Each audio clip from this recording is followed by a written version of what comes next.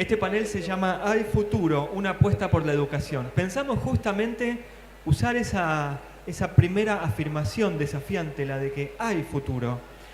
Y vamos a hablar con, justamente por quienes están invitados en la charla, vamos a hablar con Javier García Moritán, que es director ejecutivo del Grupo de Fundaciones y Empresas y que tiene una vasta trayectoria de más de 20 años en donde ha trabajado en Edesur, Gas Natural, en Nidera, en distintas compañías.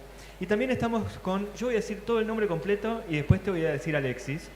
Jorge Alexis Sánchez Reyes, de FEMSA. Alexis es coordinador de proyectos culturales e impacto social en Fundación FEMSA, una empresa multinacional que se fundó en Monterrey en 1890. Les quiero agradecer a los dos que estén aquí en el auditorio de TICMAS en este cuarto seminario de innovación educativa. Voy a tomar, para comenzar, una pregunta general y después podemos ir cayendo en distintas áreas. ¿Qué incidencia, qué tiene la mesa de incidencia de la educación desde el lado de ustedes para pensar justamente la educación, para pensar los proyectos educativos? Y en el caso de Alexis es, de nuevo, también en Fundación FEMSA, ¿cómo piensa en la educación a nivel global? Buenísimo, Patricio. Buenas tardes a todos y todas. La mesa de incidencia en educación del Grupo de Fundaciones y Empresas tiene por fin alinear los esfuerzos de tantas fundaciones y de empresas para que su trabajo no vaya por carriles separados. Sabemos que desde hace por lo menos 30 años un grupo grande de fundaciones y de empresas comprometidas con el desarrollo llevan adelante programas, iniciativas extraordinarias de inversión social en educación. Cada uno de nosotros puede pensar en qué empresa lleva adelante un programa de valor en educación o porque tiene una escuela técnica extraordinaria que genera una formación con estándares monumentales o porque tiene un programa de becas muy reconocido. Pero lo cierto es que los desafíos en la educación son tan grandes y sentimos muchas veces desde la inversión social privada que siempre llegamos tarde, porque por más que redoblemos esfuerzos, la envergadura de esos desafíos nos hacen sentir que siempre estamos corriendo de atrás frente a esos dilemas o a esos desafíos. Entonces, una mesa de incidencia en una asociación como la nuestra, que es un espacio que reúne a las 80 principales fundaciones y empresas en Argentina comprometidas con el desarrollo sostenible, nos propusimos construir un camino en donde, más que ver cómo la suma de esos aportes individuales puede generar valor al entramado y las necesidades de la educación, ver si podemos pasar de una lógica de apoyo a programas e iniciativas puntuales, por ejemplo, a apoyar política pública. De hecho, perdón que te interrumpa, pero de hecho TICMAS Academy, que es el proyecto Higher Education de TICMAS, tiene un acuerdo con el Grupo de Fundaciones y Empresas justamente a partir de esto. TICMAS es uno de nuestros flamantes miembros a partir de 2024 del Grupo de Fundaciones y Empresas. Un lujo pensar también la participación de TICMAS en el GDF con esta idea de no hacer el propio camino de manera individual, de manera exclusiva, sino alinear esfuerzos. Lo que más necesitamos hoy en día es cómo las grandes fundaciones y las empresas, por ejemplo, pueden apoyar política pública, porque uno hasta dónde puede llegar en términos cuantitativos de inversión social. ¿Puede impactar positivamente en la vida de un puñado de familias? ¿Qué pasa si logramos entre 30, 40, 50, 60 fundaciones y empresas apoyar política pública y ya no llegar a 10, 20, 30 escuelas, sino 1.200 escuelas en una provincia entera? Construir junto a un Ministerio de Educación provincial, por ejemplo, y aportarle valor en la construcción de pedagogías innovadoras y aportar ese diferencial estudiado, verificado en otros lugares donde ha funcionado y apoyar desde un lugar de humildad. El sector privado puede tener un rol contributivo con la educación y no un lugar primordial, porque el rol primordial es de la gestión pública. Desde un lugar de humildad y tras bambalinas, hacer que el rol fundamental de la educación pública logre su cometido, apoyando desde atrás y con mucha innovación, es lo que nos proponemos desde esa mesa de incidencia. Gracias. Voy a tomar esto y Alexis, te lo llevo a vos, al compromiso que tiene Fundación FEMSA en la educación ya no en un país o en una región, sino en todo el continente. Gracias, Patricio. Javier, buenísima la participación. Definitivamente desde FEMSA encontramos un punto de encuentro en que la colaboración y la articulación es clave hoy en día para poder llegar a políticas públicas de impacto regional y no quedarnos exclusivamente en países. También entendemos el desafío que implica poder lanzar una política pública a lo largo del tiempo, derivado de que las funciones, las administraciones dentro de los gobiernos están limitadas a una temporalidad, y nosotros estamos apostando a largo plazo por medio de estos proyectos. Desde FEMSA tenemos un compromiso con la comunidad latinoamericana. Estamos buscando poder generar precisamente esta prosperidad, y lo que estamos buscando es encontrar un punto en común con todos, que todos entendemos las necesidades que tenemos como comunidad, las dolencias que tenemos desde el tema educativo, pero sobre todo lo que estamos buscando es poder encontrar sociedades inclusivas, porque creemos que desde las sociedades inclusivas vamos a tener a los ciudadanos que necesitamos el día de mañana, a los profesionistas que necesitamos a los días de mañana, y definitivamente la mejor forma es encontrar el semillero desde la educación básica. Entonces, desde Fundación lo que podemos compartir es que tenemos estos planes a largo plazo. Esperamos poder coincidir con el grupo de empresas y fundaciones, y pues esperemos noticias para los planes que vienen hacia adelante. Gracias. Hablaste de educación primaria, en el caso de Javier habló de políticas públicas. Quería preguntarle sobre la injerencia que tienen en el armado del programa o el control, las evaluaciones que se pueden dar a nivel país o región sobre justamente la educación básica. Bueno, Patricio, ustedes tienen una cantidad de proyectos. Tengo que decir que Alexis estuvo hace unos días aquí, estuvimos hablando sobre esto. Nos das la oportunidad de poder profundizar en esto. Pero ustedes tienen una serie de proyectos en México, en toda la región, con escuelas en diferentes lugares, donde están haciendo análisis. Totalmente.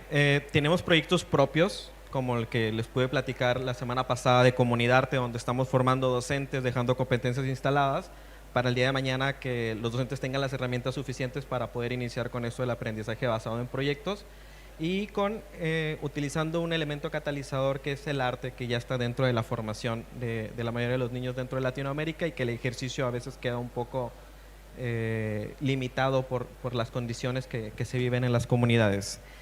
Y pues bueno, ¿qué es lo que estamos haciendo? Estamos identificando, como lo habíamos comentado, alianzas estratégicas donde existe esta expertise, y estén participando en foros de educación para poder hacer este puente entre lo que estamos generando desde la sociedad civil y lo que se puede marcar dentro de la agenda pública.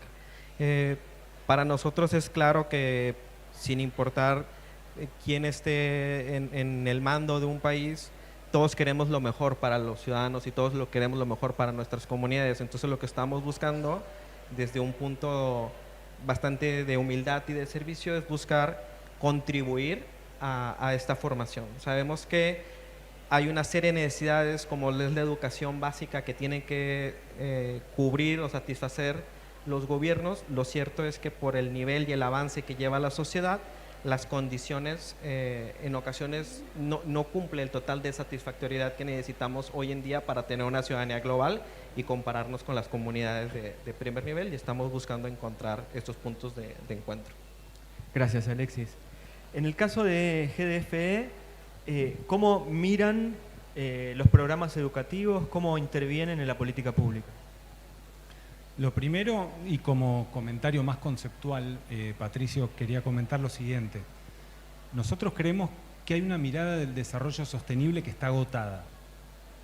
Claramente la sostenibilidad es el gran paraguas conceptual que de manera universal nos permite entender el rol de las instituciones y de los ciudadanos para tratar de sostener la vida humana en este planeta. Hay una Agenda 2030 en donde todos tenemos un rol.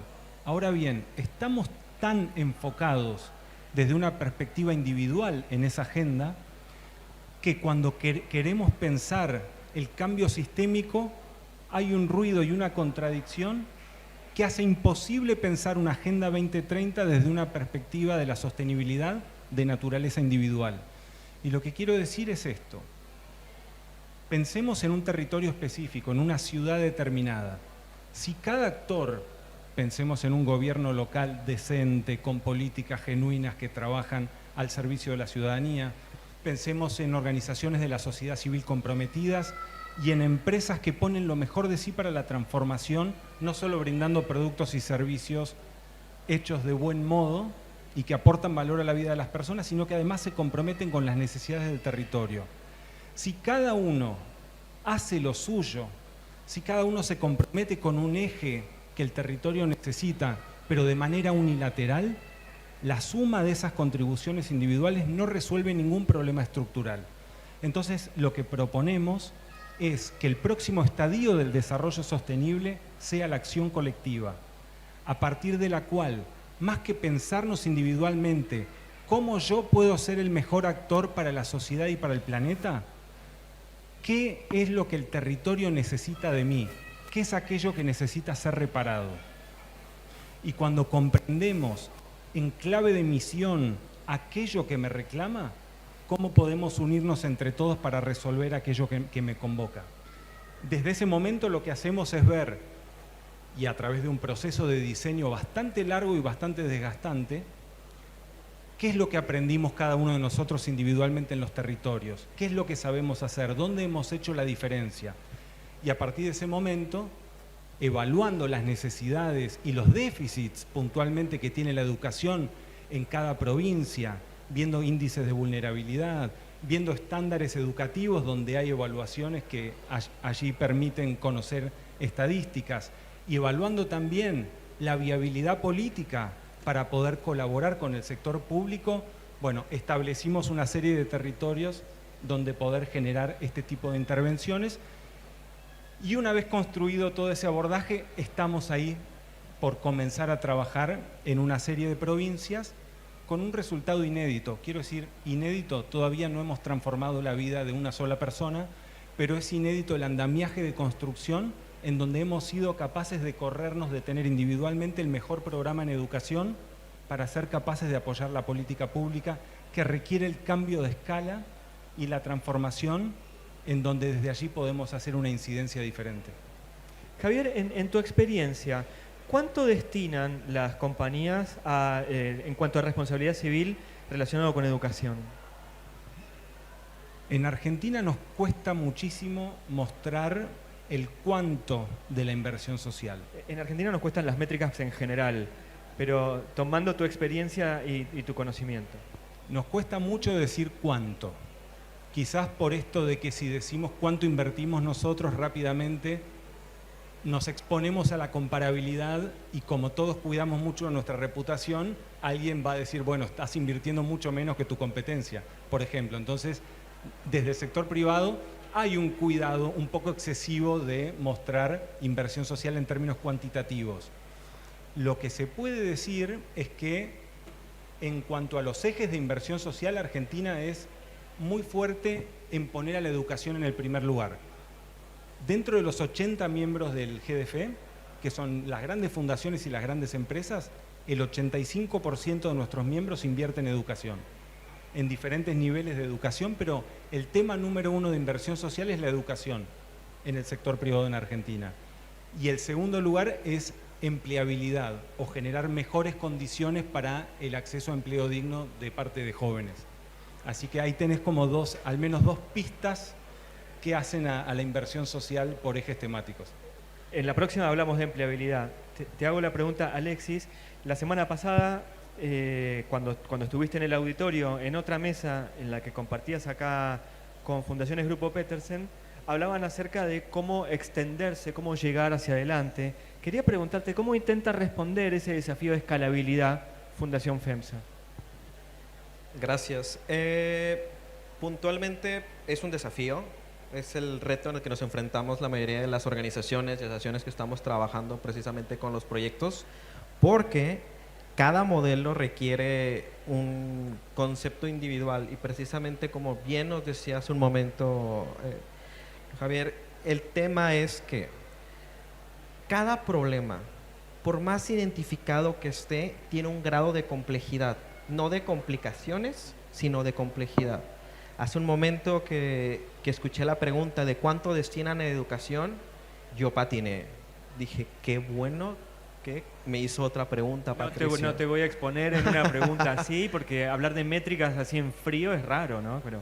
No, y totalmente puede prestarse una desensibilización, y cuando hay una limitada comprensión de que un problema nunca está aislado, genera la sensación de que se destina poco o mucho, y es ahí donde entramos en variantes difíciles inclusive de reportar, tanto para informes anuales como con organizaciones y el Banco Interamericano y demás, ¿no?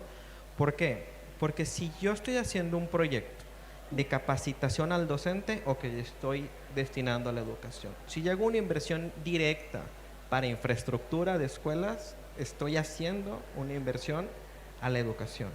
Pero si organizo foros para poder actualizar los contenidos hacia los docentes, sin una inversión monetaria tangible de manera directa, estoy haciendo una inversión hacia la educación. Entonces, es muy difícil sectorizar e identificar propiamente lo que está pasando. En ocasiones trabajamos con comunidades en centros comunitarios, que no es un centro escolar como tal, y tocamos temas educativos, desde los círculos para hacer tareas, sobre la importancia de la educación. Llevamos estudiantes egresados de otras universidades para que puedan compartir el desarrollo social y económico que han podido beneficiarse gracias a la formación educativa, y sería difícil reportar esa inversión como una inversión directa en la educación. Sin embargo, hay un sinfín.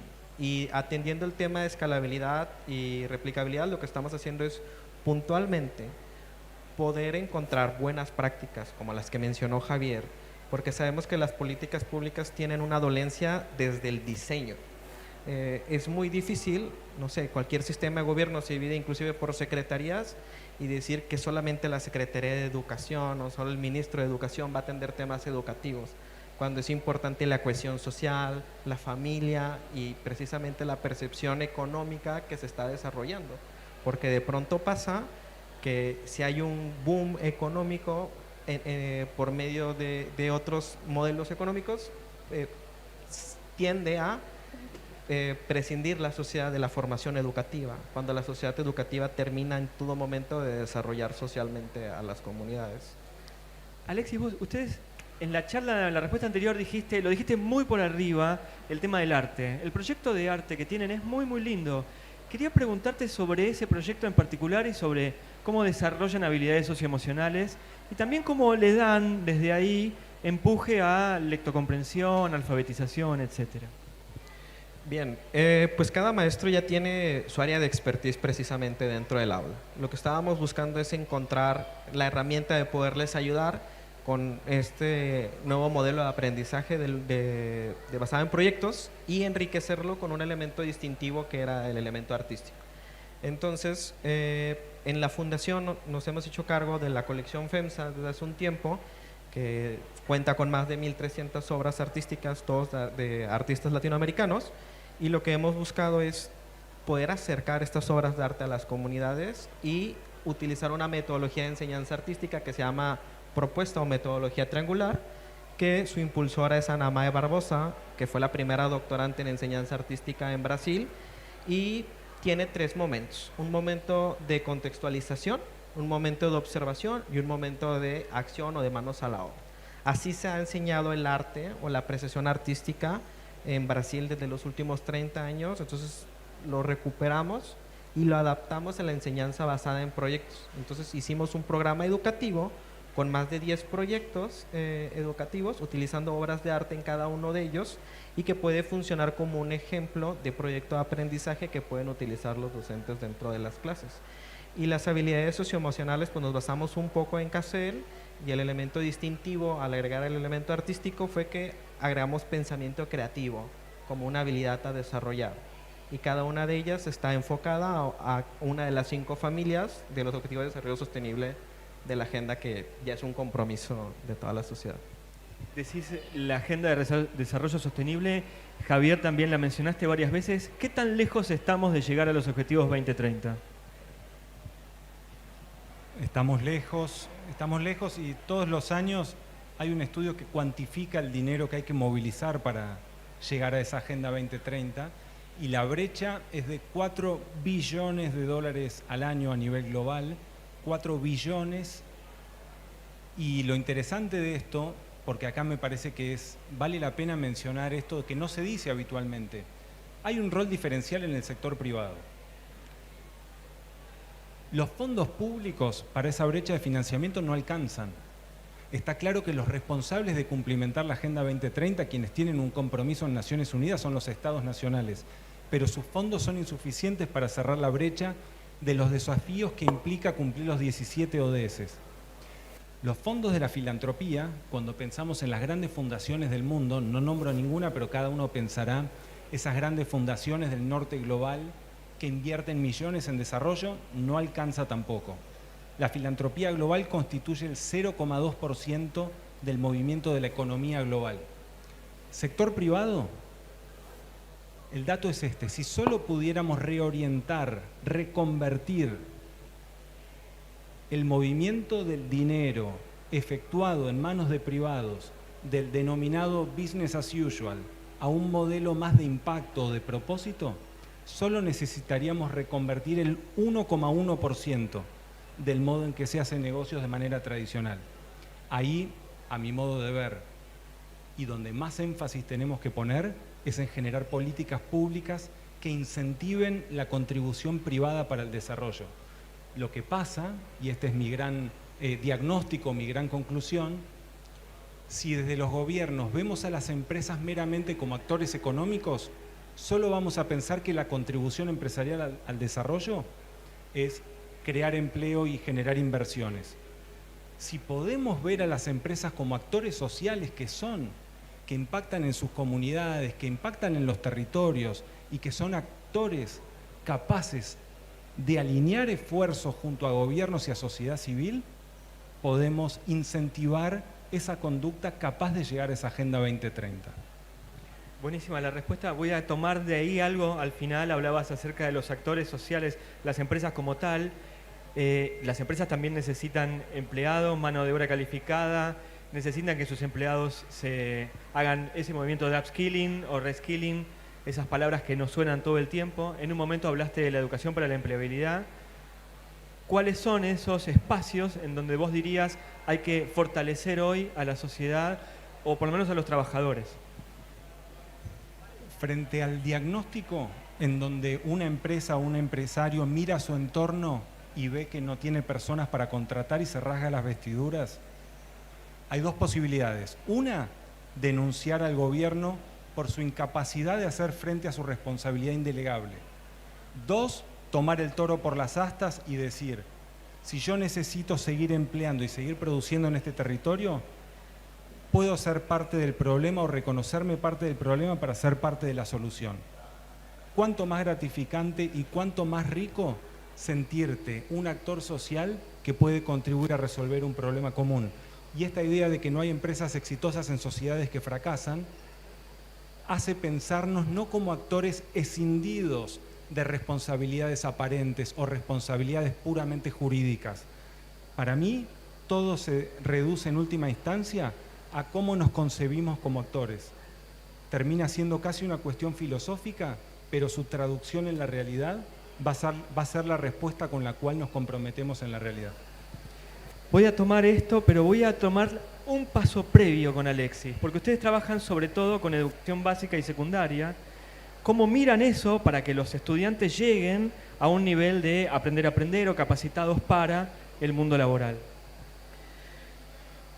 Bueno, pues no estaba dentro de las líneas discursivas, Patricio, pero la verdad es que dentro de la empleabilidad se ha advertido la necesidad de contar con profesionistas no solamente preparados, sino que tengan sus capacidades socioemocionales desarrolladas. Hubo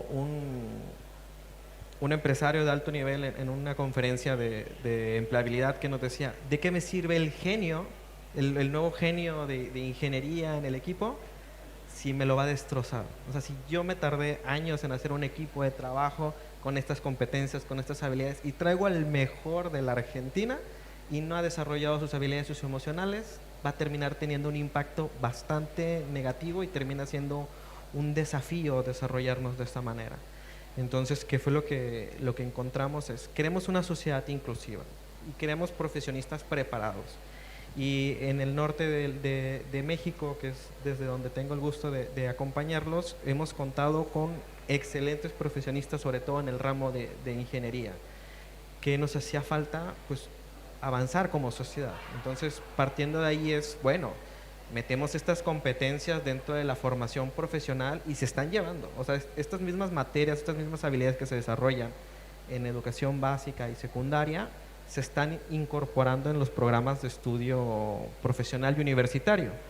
Pero es importante desarrollarlas desde la neuroplasticidad de los niños en estas edades de desarrollo. Entonces, vimos una buena propuesta, estamos trabajando en esto y seguramente mis compañeros que estuvieron hablando en los foros anteriores sobre el futuro de la educación entienden precisamente que es indispensable, antes de formar profesionistas, formar personas y formar humanos, ¿no? Les quiero agradecer a los dos, a Javier García Moritán, que es director ejecutivo del Grupo de Fundaciones y Empresas, y a Alexis Sánchez, que es coordinador de proyectos culturales e impacto social en la Fundación FEMSA, haber participado del Seminario de Innovación Educativa. Muchas gracias a los dos.